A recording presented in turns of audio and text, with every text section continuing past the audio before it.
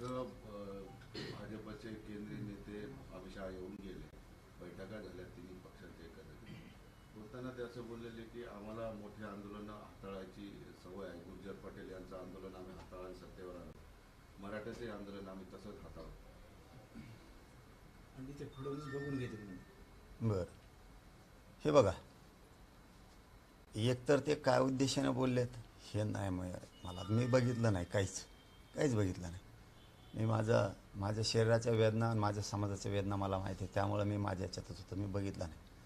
पण आता त्यांचा उद्देश नेमका काय, कोणत्या अर्थाचा आहे हा माहीत नाही मला. पण ते एवढं सोपं ना. कोण म्हणले तुम्ही? अमित शहा. अमित शहा, त्यांना तर बोललो होतो आम्ही. अमित शहा साहेबाला की शिर्डीला आले ते मोदी साहेब तेव्हा बोला आरक्षणाच्या बाजूने. एकदा अमित शहा साहेब याला आले होते त्या नागपूरला, त्यावेळेस आता तेव्हा नाही बोलले, आता बोलले. चिलमीत चहा प्यायची वेळ येऊ देऊ नका तुमच्यावर साहेब, मराठ्याच्या नका नादी लागू तुम्ही. हे बघा, तुम्हाला सरळ सांगतो अमित शहा साहेब, तुम्ही पटेल आंदोलन कसं हाताळलं, गुर्जर आंदोलन कसं हाताळलं, तसंच तुम्ही मराठ्यांचं आंदोलन हाताळणार. हे बघा, मी जाहीर सांगतो अमित शहा साहेबाला पण आणि देवेंद्र फडणवीस साहेबांना पण, तुम्हाला मराठ्यांचं ओबीसीतलं आरक्षण द्यावं लागणार. जसं की तुम्ही मगाशी विचारलं होतं की धनगर आणि धनगडचा जे आर सरकार म्हणजे मुख्यमंत्री काढणार आहे, जर तो जे आर निघणार असला तर मराठा आणि कुणबी एकाचे हा सुद्धा जे आर निघायला सरकारची काहीच हरकत नाही आहे. कारण सरकार दुजाभाव त्याच्यात करू शकत नाही. एकाचा अध्यादेश निघतो आणि दुसऱ्याचा निघत नाही. त्याच पद्धतीने मराठा आणि कुणबी एकच आहे. अमित शहा साहेबांनी देवेंद्र फडणवीस साहेबांना सरळ सांगतो की तुम्ही आंदोलन ते कसे हाताळलेत ना, त्यापेक्षा मी काय सांगतो हे लक्षात असू द्या, मराठा आणि कुणबी एक हे तुम्हाला आरक्षण द्यावं लागणार आहे. अध्यादेश निवडणुकीच्या आधी तुम्हाला तो काढावा लागणार आहे. हा झाला एक प्रमुख मुद्दा. तुम्ही कसलं हाताळलं तरी हे आंदोलन आहे मराठ्यांचं. तुम्हाला जाहीरपणानं सांगतो, मराठ्यांना सोडून तुम्ही सत्ता स्थापन राज्यात करू शकत नाही. आणि तुम्ही जर वेगळ्या मार्गाने आंदोलन हाताळलं, उदाहरणार्थ म्हणजे मी पॉझिटिव्ह भावनेनं बोलतोय बरं का, पॉझिटिव्ह भावनेनं बोलतोय आत्ता तरी, तुम्ही जर मराठ्यांचं आंदोलन चांगलं हाताळलं गोडी गुलाबीनी म्हणून, अमित शहा साहेब कसे हाताळते ते तुम्हाला पुढं लगेच सांगतो. पण त्याच्या अगोदर दोन भूमिकेत त्यांचा शब्द धरू, एक चांगल्या भूमिकेत धरू. चांगल्या भूमिकेनं जर मराठ्यांचं आंदोलन तुम्ही हाताळणार असाल तर मराठा आणि कुणबी एकाचे 83 क्रमांकाला तुम्हाला ते आरक्षण द्यावं लागणार आहे. सगळ्या सोयरीची अंमलबजावणीसुद्धा करायची गरज पडणार नाही. तिथं करायचीच आहे, तिच्यात सुट्टी नाही, करायचीच आहे. त्यात तिने गॅजेटही लावता येते. पण जर का रे बाबा तुम्ही मराठा आणि कुणबी एक हे हा कायदा काढला आणि मराठ्यांना जर आरक्षण दिलं तर जसं तुम्ही म्हणताय की आम्ही मराठ्यांचं आंदोलन हाताळू, ते गोडीगुलेपणे हाताळलेलं तुम्हाला परवडलं. तर मला जाहीर सांगतो, जर मराठ्यांना आरक्षण दिलं तुम्हाला सत्तेपासून कोणीच हटू शकत नाही. बघा मी तुम्हाला काय सांगतोय दोघालाही, अमित शहा साहेब बी आणि ते देवेंद्र फडणवीस साहेब बी, मराठ्यांना आरक्षण जर दिलं तर तुम्हाला सत्तेपासून कोणीच हटू शकत नाही. पण तुम्ही जर नाही दिलं तर चिलमीत चहा असं प्यायची येळी तुमच्यावर येईल. चिलमीत चहा लय अवघड असतं भाऊ. ती वेळ येईन, मग ती वेळ येऊन द्यायची नाही. तुम्हाला क्लिअर सांगतोय मी. तुमची आंदोलन हाताळण्याची पद्धत ही मला चांगली माहिती. तुम्हाला वाटत असेल हे खेड्यातलं हे असं कसं काय. मी सगळ्या आंदोलनांचा जवळपास विचार केलेला आहे. तुम्हाला मराठ्यांना आरक्षणापासून बाजूला ठेवून एक 2-4 मिनटं जास्तीचे घेतो. मराठ्यांचं आरक्षण तुम्ही बाजूला ठेवून, मराठ्यांना या प्रक्रियेपासून बाजूला ठेवून तुम्हाला जर वाटत असलं आरक्षण न देता आम्ही आंदोलन हाताळू, तर अमित शहा साहेब तुमची आयुष्यातली घोडचूक असणार आहे. त्याचं कारणच सांगतो तुम्हाला. आता अगोदर तुम्हाला पॉझिटिव्ह भूमिका सांगितली, तुम्ही गुडीगुलेपणे हाताळावं मराठ्यांचं आंदोलन, मराठ्यांना आरक्षण द्यावं, तुम्हाला सत्तेपासून कोणीच रोखू शकत नाही, कोणीच रोखूच शकत नाही आणि तुम्हाला कोणी सत्तेपासून हटवू शकत नाही. पण तुम्ही जर मराठ्याला बाजूला ठेवलं तर गणित नाही, तुम्हाला जे काय यंत्र आणायचे ते जरी आणले तरी तुम्ही संविधानाच्या पदावर बसू शकत नाही या महाराष्ट्र. हे क्लिअर केलं. आता तुम्हाला जर दुसऱ्या पद्धतीने हाताळायचं असलं, ही एक पद्धत झाली, तुमच्याकडे एक दुसरी आणखीन एक पद्धती आहे, ती मराठ्यांबाबत राबवू नका. तुम्ही आमचं नाव घेतलंय म्हणून, मी काय तुमचं कवा नाव घेतलेलं नाही, माझ्या समाजाने घेतलेलं नाही. तुम्ही तिकडं खड्ड्यात पडा, उताने पाताने पडा, तिकडं मारा, काय देणं घेणं नाही आम्हाला. आम्ही तुमचं नाव नाही घेतलं, पण तुम्ही माझ्या मराठ्याचं नाव घेतलं. गुर्जर पटेल म्हणजे गुजरातचे, यांचं आंदोलन हाताळलं तसं आम्ही मराठ्यांचंही आंदोलन हाताळू. तुम्ही जर त्या पद्धतीने हाताळाल, तुमच्या पद्धतीने, तुमची पद्धत म्हणजे काय, कष्ट लोकांनी करायचं आणि लोणी आपण खायचं, ही तुमची जी घाण सवय आहे ना पूर्वीची, आमिषा असं आहे, ही तुमच्यासाठी घातक आहे. मला हे बोलायची गरज नव्हती, पण तुम्ही माझ्या मराठ्याला आरक्षणात ओढलं मध्ये आता, म्हणून मला हे बोलावं लागतं, नाविलाज आहे माझा. कारण तुम्ही प्रत्येक वेळेस तुमच्या स्टाईलनं कामं केलेले हाताळलेले.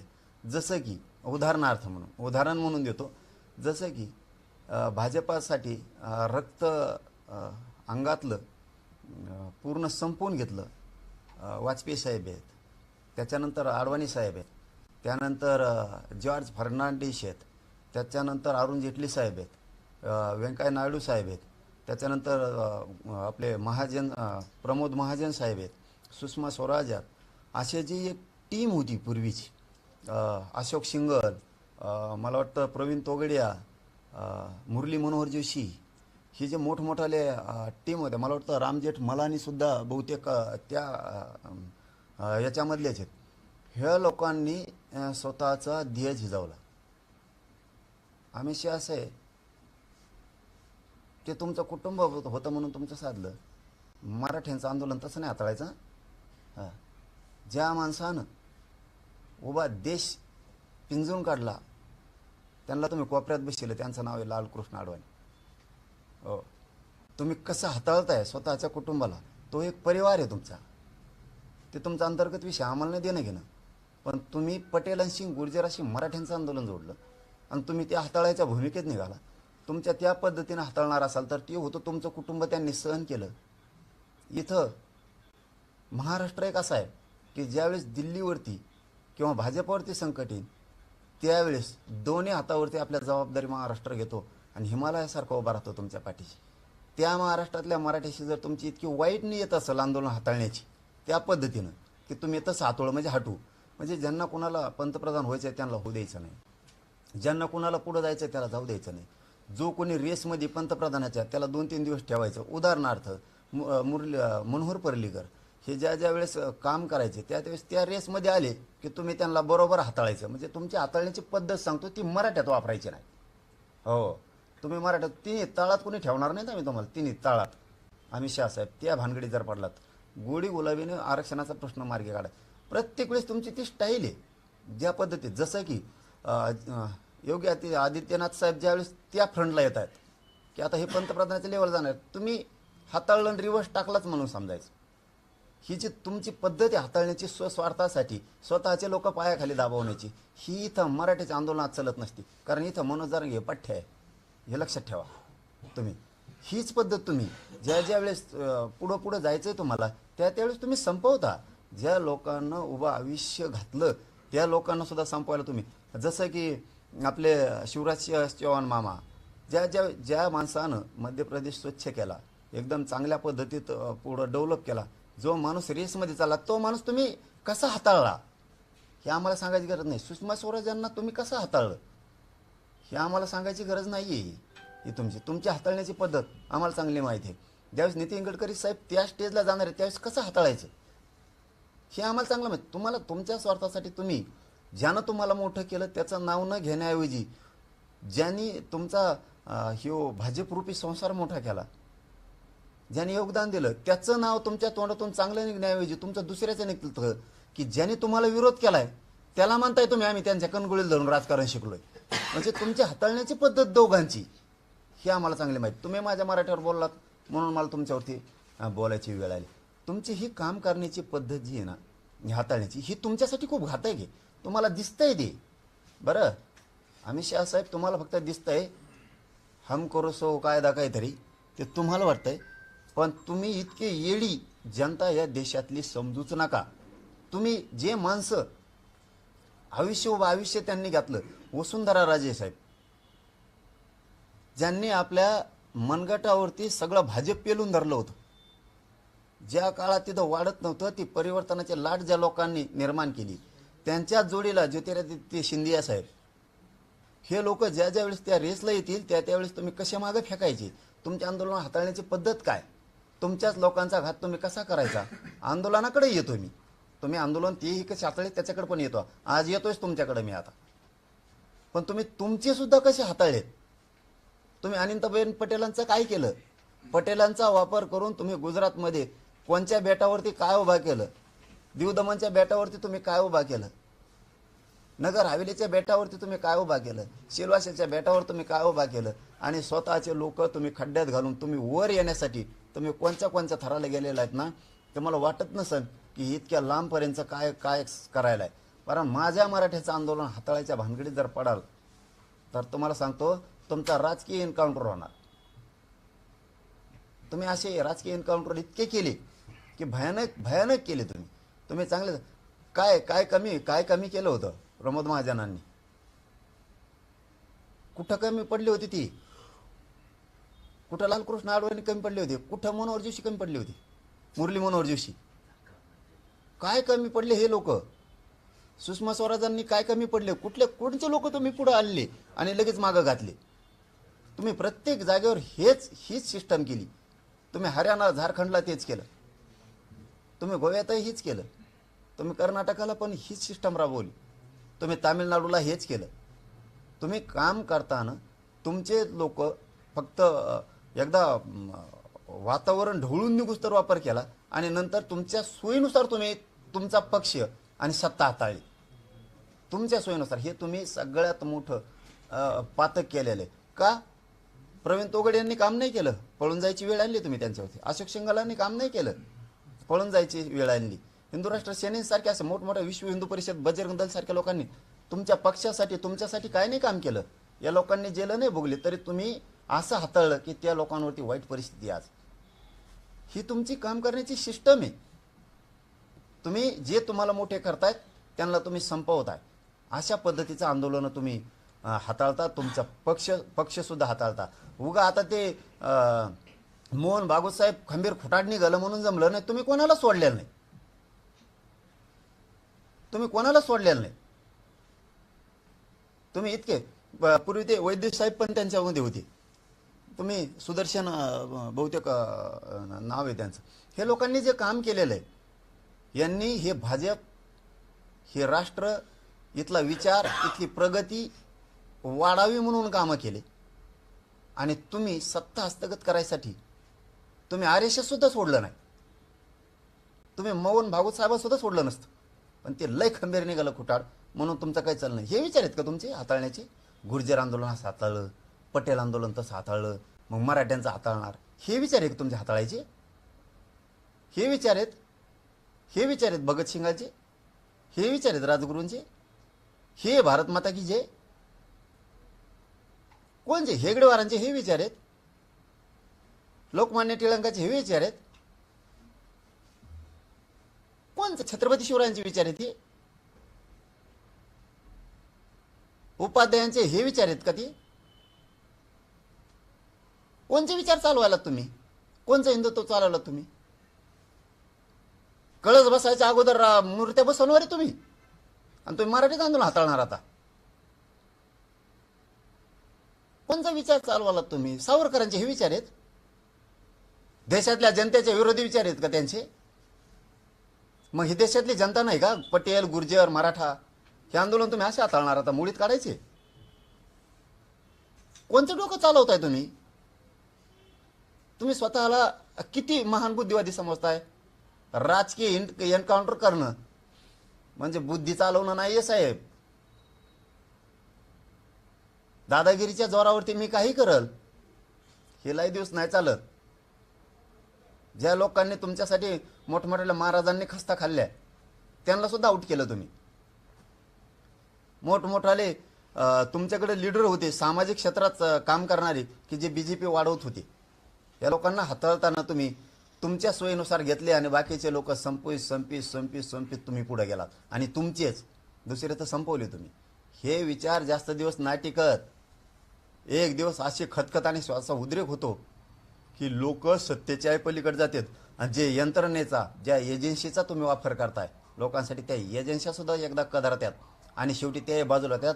आणि सत्ता जरी तुमच्या हातात असली तुम्हाला जरी वाटत असं मिलिटरी दारू गोळे आमच्या हातात आहेत रणगाड्या आमच्या हातात आहेत हे सुद्धा एक दिवस बाजू सरकत आहेत. कारण एकदा तुमच्या गोळ्या संपत्याल तुमच्या रणगाडे संपतील पण जनता संपू शकत नाही. ही तुम्हाला घरात घुसून वठणीला आणणार. मग तुम्हाला जर त्या पद्धतीने आंदोलन हातळून मस्ती जर आली असेल तर त्याला मराठ्यांचा नाविलाज आहे आणि तुम्ही मराठ्याच्या नादात पडू नका.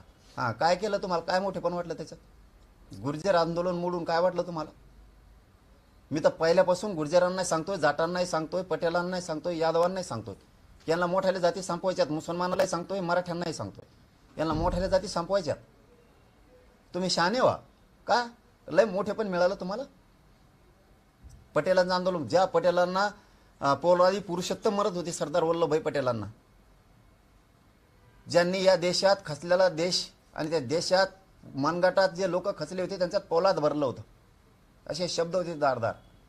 त्या भूमीतले तुम्ही दोघंही पंतप्रधान महोदय पण आणि ते अमित शहा काका ते सुद्धा दोघं तुम्ही एका जागेवरचे असून हे विचार असावेत तुमचे.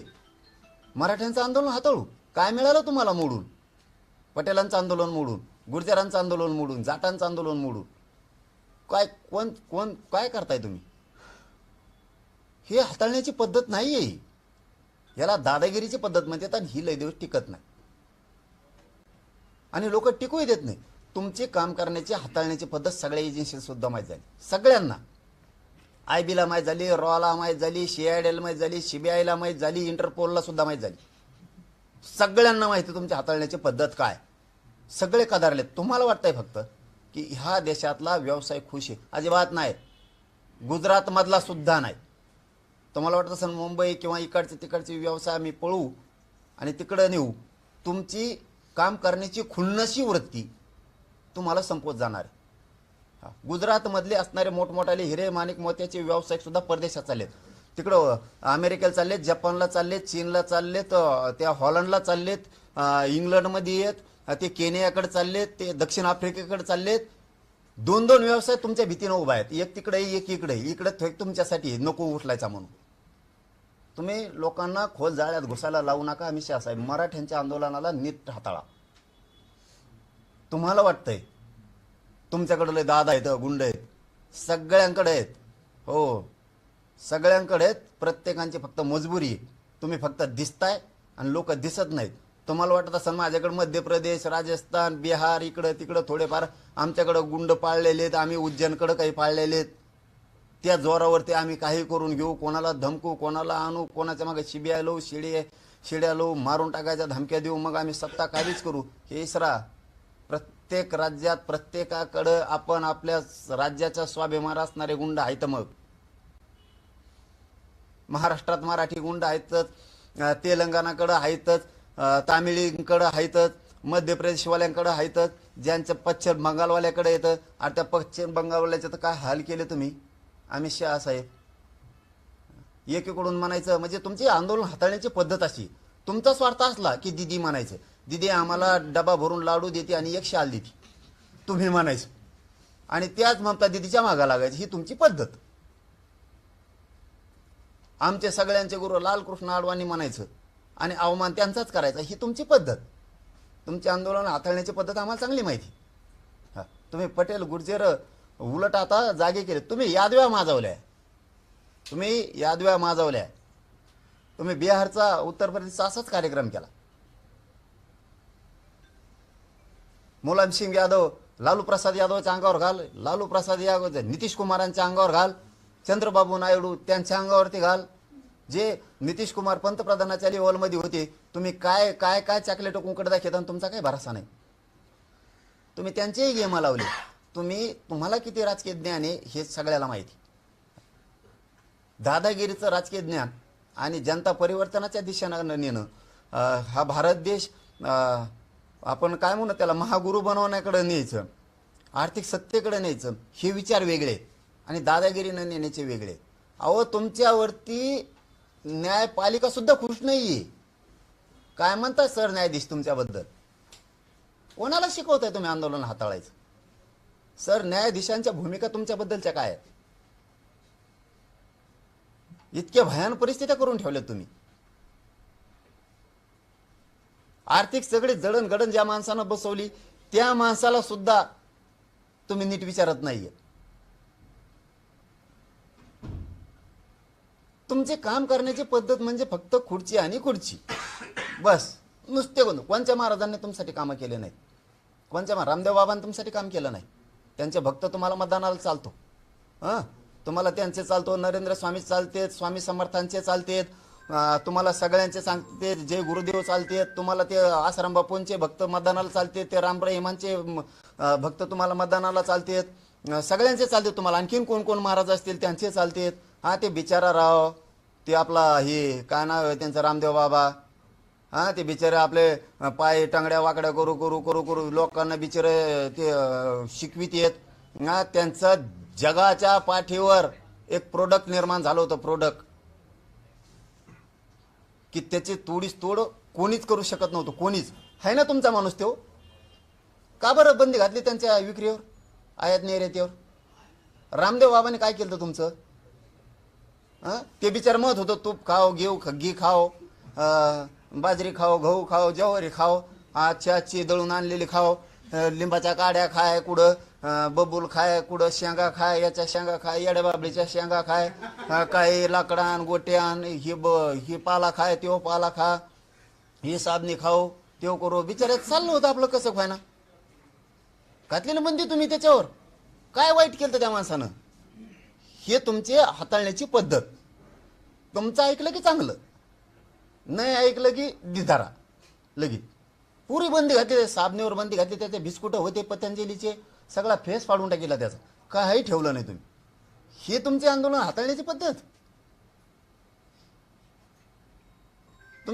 तुम्ही स्वतःला जितकं समजताय ना तितकं सोपं नाहीये. तुमचे काम करण्याची सिस्टम फक्त तुम्हाला मिळूस तरच आहे. एकदा तुम्हाला मिळालं काय देणं घे, नुसते फुटा, याच्यात उभी फूट, त्याच्यात उभी फूट.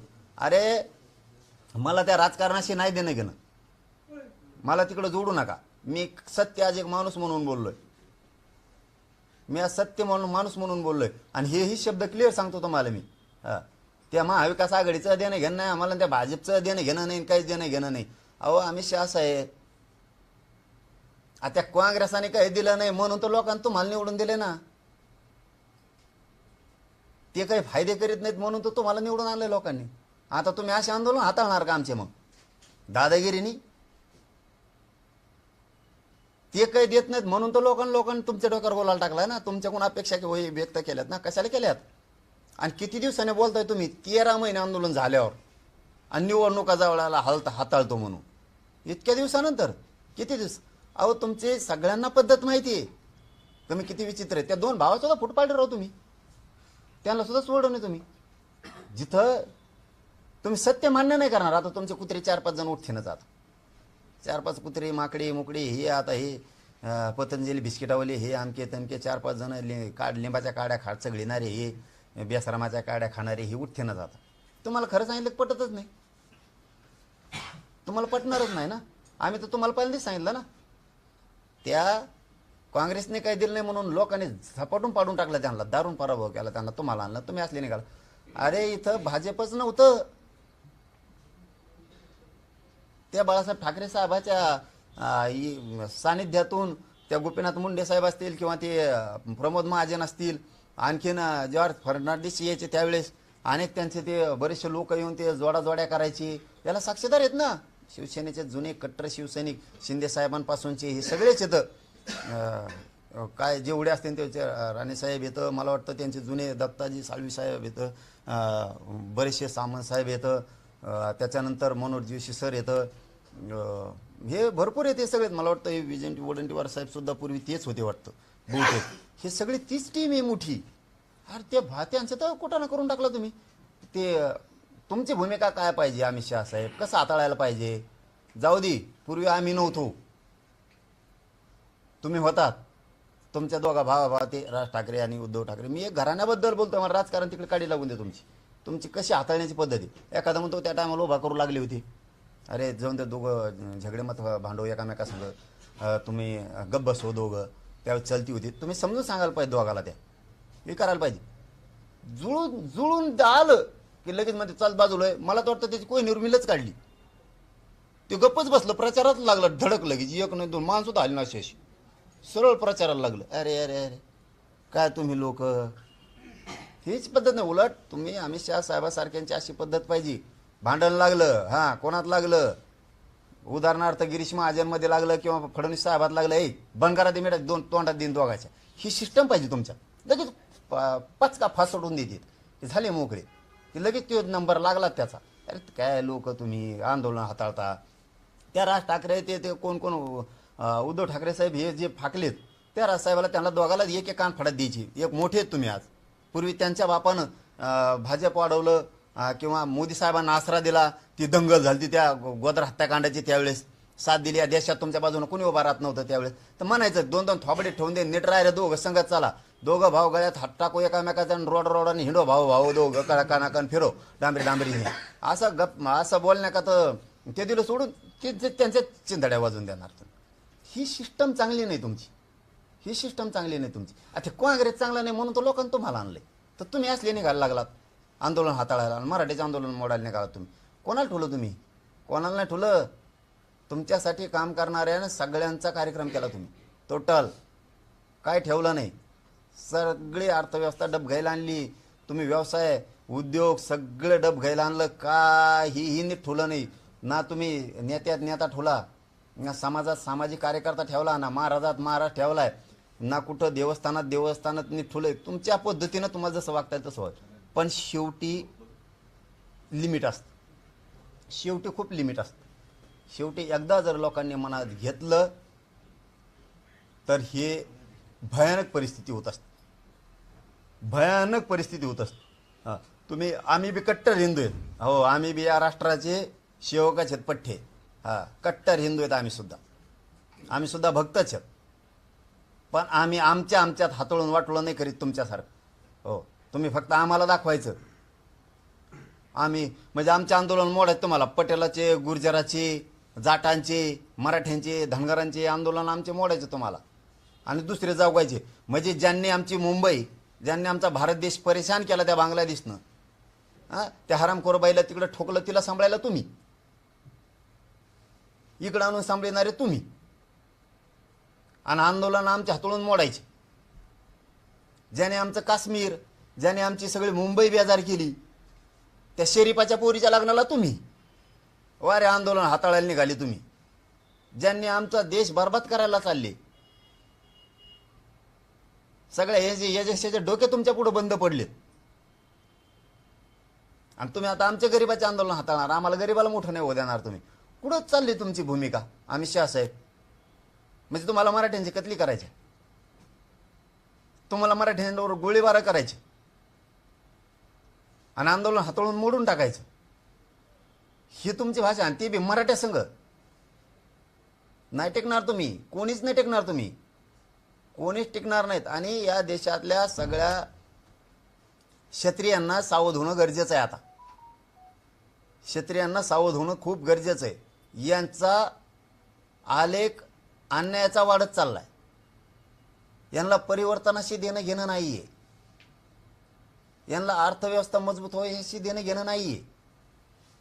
यांना फक्त खुर्ची कशी मिळवायची, मग दादागिरीने मिळवायची का कशी मिळवायची, एवढं त्यांच्या डोक्यात आहे. त्यामुळे क्षत्रियांनी जागा होणं देशातल्या गरजेचं आहे. मग तो यादव असेल, उत्तर प्रदेश असेल, जाट असेल, तुम्ही हरियाणाचे असतील, तुम्ही पटेल असेल, म्हणजे गुजरातचे पाटीदार असतील, गुर्जर, जाट, राजपूत, राजस्थान, मध्य प्रदेश, तामिळनाडू, ह्या सगळ्या लोकांना खूप चाणक्य बुद्धीनं सावध होणं गरजेचं आहे. खूप चाणक्य बुद्धीनं गरजेचं आहे. नसता हे लोकांच्या हातात एकच डाव आहे. ऐक नाही तर तो राजकीय एन्काउंटर करू. जर जनता एन्काउंटर राजकीय करायला लागली ना, पुढच्या वेळेस तुम्ही दिसणार सुद्धा नाही, दिसणार सुद्धा नाही. आणि तुम्ही असं जर लयच करायला लागलं दादा, पोलिसाचा वापर कर, एजन्सीचा वापर कर, आंदोलनं दडपू टाक, तर जनता तुटून पाडणार आहे. मग जनता तुटून पाडणार आहे, मग आरेला कार्य करावंच लागणार आहे. इथं नाविलाजी तुम्ही कोणाला सुचून देणार राव? काय पद्धती तुमची? मुसलमानाची विषयी वेगळीच भाषा, मराठ्यांविषयी वेगळीच भाषा, तुमची ख्रिश्चनांविषयी वेगळीच भाषा. तुम्हाला कामच करायचे नाही. तुमच्या दलित मुस्लिमांविषयी वेगळीच भाषा, 12 बलुतेदारांविषयी, ओबीसीविषयी वेगळीच भाषा. तुम्हाला लोकच जगू द्यायचे नाही. तुम्हाला तुमच्या भाजपात सुद्धा काड्या लावल्यात तुम्ही. तुमचे संपवायला निघाला. सगळ्याला माहिती आहे नागपूरसाठी यावेळेस काय केलंय तुम्ही. हो, दिल्लीपासून काय काय सूत्र हालिले तुम्ही. सगळ्यांना माहिती आहे तुमचेच लोक पाडायचं होतं, तुम्ही काय काय करताय. त्याच्यात आम्हाला पडायचं नव्हतं, पण तुम्हाला काही घेणं नाही आमच्या आंदोलनात हातळून ते बंद पाडायचं. आणि हे कदापि तुम्हाला शक्य होणार नाही. तुम्हाला पुन्हा पुन्हा सांगतो मी, तुम्ही प्रामाणिकपणानं आमचं आरक्षण ओबीसी ते आम्हाला द्यायचं. तुम्ही आंदोलन दादागिरीनं हाताळायच्या भानगडीत पडायचंच नाही. तुम्ही ना मारू शकतात मराठ्यांना, ना पाडू शकता, दोन्ही बी नाही. मारायची टप्पर मराठ्याला तुमच्यात एवढी नाही, कारण मराठा सोपा नाही. 27 कोटीपेक्षा जास्त क्षेत्रीय मराठा या देशावर आहे. तुम्ही लय झोपेत नका राहू, लय झोपेत नका राहून, लय सोंग बी नका घेऊन, कुंकड नका बोलू, आणि कुंकड बोलून पडून घेऊ नका स्वतःला. मी तुम्हाला सत्य हकीकत सांगितली. फक्त विचार चालवताना नीट चालवा. भगतसिंगांचे विचार कसे आहेत ते चालवा, लोकमान्य टिळकांचे विचार, छत्रपतींचे विचार, तुम्ही ते हेगडेवारांचे विचार ते चालवा. हे काय मग ऐक नाही तर पाडून टाकीन, लगेच गुतून टाकीन, हे काय पद्धती? ही कोणची पद्धती तुमची? तुम्ही वेठीच नाही धरू शकत जनतेला. आणि तुम्ही मराठ्याच्या तर भानगडीतच पडू नका. तुम्हाला खरं तेवढं सांगतो, तुम्ही मराठ्याच्या भानगडीत पडूच नका. आरेला कार्य जर मराठा करायला लागला तर महाराष्ट्रापासून तिथपर्यंत कार्यक्रम करील. कारण शेवटी तुम्हाला सांगतो, हा महाराष्ट्रच एक असा आहे की याने दोन्ही हातावरती जबाबदारी तुमच्या पाठीशी उभा राहण्यासाठी घेतलेली होती. ज्या वेळेस संकटात देश सापडेल त्यावेळेस महाराष्ट्र या दिल्लीश्वरांच्या पाठीशी खंबीरपणाने हिमालयासारखा उभा राहिलेला आहे. आज तो महाराष्ट्रातला मराठा किंवा ती जनता अडचणीत आली म्हणून तुम्ही तिला खिंडीत पकडू नका, ध्यानात राहू द्या. जर का मराठ्यांनी खिंडीत पकडलं ना, इतके बेकार हाल होतील तुमचे, इतके बेकार हाल होतील की ते सांगता सुद्धा तुमच्या नाकी नऊ येतील. तुम्ही सगळ्यांपासून कार्यक्रम लावलेला आहे. तुम्ही सगळ्यांचे असेच हाताळले. तुम्ही जयललितांपासून तुम्ही जेवढे येतं ते दुसरे रेड्डी, जगमोहन रेड्डी, तुम्ही हे जे कार्यक्रम लावले मुंबईचे, तुमच्यातले कधीच नव्हतं. तुम्ही आणखीन फरक करून बघा. हरियाणात तुम्हाला अर्ध कवाच नव्हतं. फक्त तुमच्या असल्या वागण्यामुळे अर्ध झालं. एक संघ होता. उत्तर प्रदेश एक संघ होता, अर्धा फक्त तुमच्या असल्या वागण्यामुळे झाला. गुजरात अर्धा फक्त तुमच्या असल्या वागण्यामुळे व्हायला लागला. राजस्थान एक संघ होता, तुमच्या असल्या वागण्यामुळे अर्ध व्हायला लागले. तुमचीच भाषा आम्ही तुम्हाला शिकवायलो. जसं का आम्ही तुमचे प्रवक्ते आहेत असं तुम्हाला सांगितलं, थोडक्यात समजूनच सांगितलं, विरोध नाही केला. आणि पुन्हा तेच सांगतो, या काँग्रेसने काही नाही दिलं म्हणून लोकांनी तुम्हाला आणलंय. आणि तुम्ही जर आता आंदोलन असे हाताळणार असलात, पटेल मराठे यादव राजपूत गुर्जर जाट जर विरोधात गेले ना, हे क्षत्रिय मराठे जर खवाळले ना,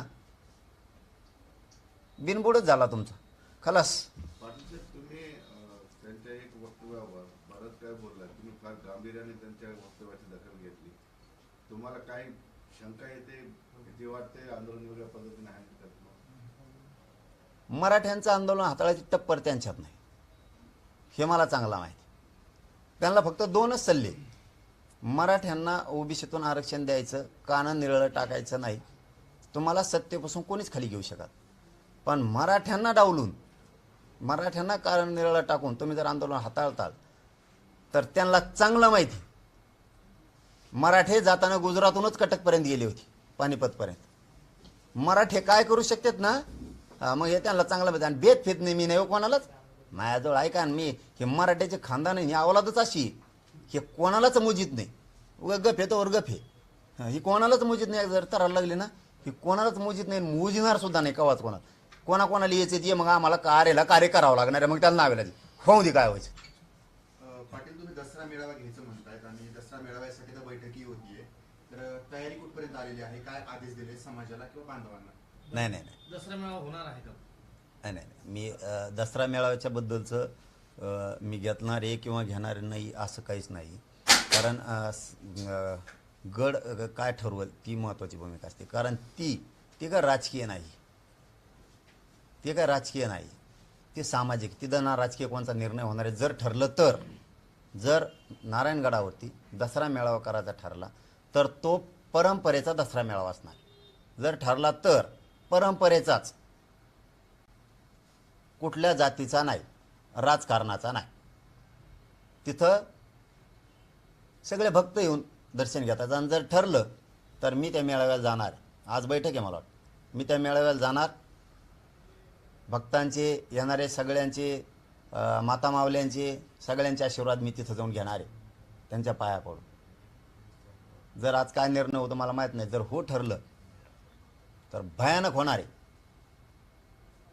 दसरा मेळावा, तो परंपरेत ताकदीनं लोक येणार आहे. पण तिथं राजकीय निर्णय काही होणार नाही, ती राजकीय जागा नाही.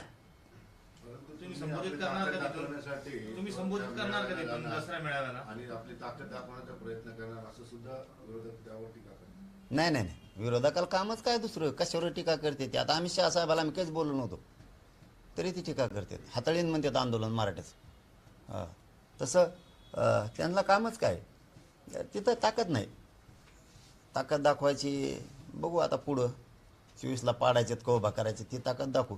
जर अमित शहा साहेबांनी आता चांगलं हाताळलं आरक्षण देऊन तर चांगले दिवस, वाईट हाताळलं तर त्यांच्यासाठी वाईट दिवस. आयोगाचं पथक मुंबईमध्ये दाखल झालेलं आहे.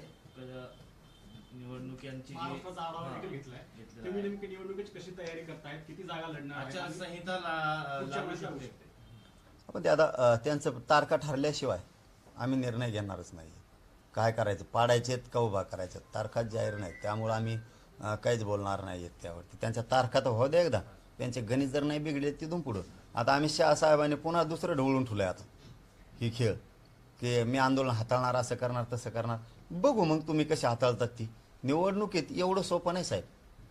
इथं 50-55% मराठा समाज आहे. यांना डावलून, यांच्यावर अन्याय करून, बिना मराठा आरक्षणाचा निर्णय घेता निवडणुका झाल्या की यांचा कार्यक्रम संपला. आरक्षण द्यावं लागणार, त्याच्याशिवाय पुढं एवढं सोपं नाही. मग आमचं त्यांनी नाही दिलं आरक्षण, आम्ही संधी दिलेली. कुणाला? देवेंद्र फडणवीस साहेबाला. एक शब्द बोललो मी आज त्यांना, आज बी एक शब्दसुद्धा बोललो नाही.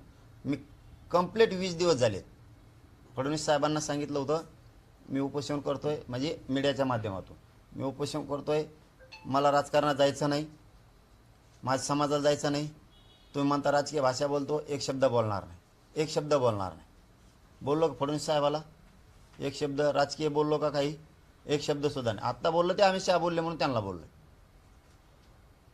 शहासाहेबांसाठी होतं ते, परंतु मी फडणवीस साहेबांसाठी बोललेलो नाही. त्यांना आणखीन संधी, आमचं आरक्षण आम्हाला देऊन टाकावं, तुम्हाला संधी दिलेली आहे. जो फायदा करतो, फायदा करणारा समाजाला दिसतो. तुम्ही आमचं द्या, आम्ही तुमचे विरोधक नाही, शत्रू नाहीत. पण जर नाही दिलं, आपल्या नावाने बॉम्बलायचं नाही. ही पारडेत किती काय झालं आणि कसा राडा झाला, हे फडणवीस साहेबांना संधी आहे. आजही मी फडणवीस साहेबाला एक शब्दही बोललेलो नाही. 22-23 दिवस झाले आणि बोलणार बी नाही. पण आचारसंहितेचं आज जर दिलं नाही तर तिथून पुढं काय बोलन आणि तुमचं काय गणित इचकून टाकील, त्याचा तळाला मेळ राहणार नाही. फडणवीस साहेबांना विनंती आहे की तुम्ही आमचं आरक्षण देऊन टाका, तुम्हाला संधी आहे. आम्ही उपोषण करून तुम्हाला संधी दिली, आमचं आरक्षण, आम्हाला हक्काच्या मागण्या मान्य करून टाका. तुमचं राजकारण तुम्हाला लकलाप, आम्हाला राजकारणात जायचं नाही. आणि जर नाही दिलं तर सगळे गणित बिघडून टाकणार. फिरून पश्चातापाला सुद्धा वेळ येऊ द्या, तोंड लपवायला सुद्धा जागा ठेवणार नाही. धन्यवाद. पुढील निर्णय तुम्ही कधीपर्यंत घेणार? आचारसंहिता लागल्याशिवाय नाही, मी कळूनच देणार नाही. कारण त्यांना आमचे डाव बघायचे आणि आम्ही आमचे डाव नाही कळू देणार. कारण ज्यावेळेस त्यांच्या तारखा डिक्लेअर होत्या त्यावेळेस आम्ही समाजाची मी बैठक घेणार आणि ठरवणार पाडायचे का उभा करायचे. ज्यावेळेस समाज म्हणून पाडायचे आहेत किंवा उभा करायचे त्यावर निर्णय होणार. आणि आम्ही सगळ्या तयारीनं पक्की तयारी करून बसले होते आम्ही, दोन्ही बी पाडायची बी उभा करायची बी काय अडचण नाही, पक्की तयारी आमची. फक्त पुन्हा पुन्हा सांगतो, फडणवीस साहेब आपला विषय मार्गी काढा. तुमचं राजकारण तुम्हाला लकला आणि मराठ्यांच्या नादी लागायच्या भानगडीत पडू नका. कारण देशातला जर आता हे क्षत्रिय खवाळला, तुम्ही जे मोडीत हाताळायला निघालात, तर ही इतकं अवघड असतं की कोणचीच गोळी, कोणचीच दारू, कोणचाच रणगाडा जनतेपुढे टिकत नाही. जनता जर एकदा बिघडली तर घरात घुसून न्याय घेत असते. राज्यात तिसऱ्या आघाडी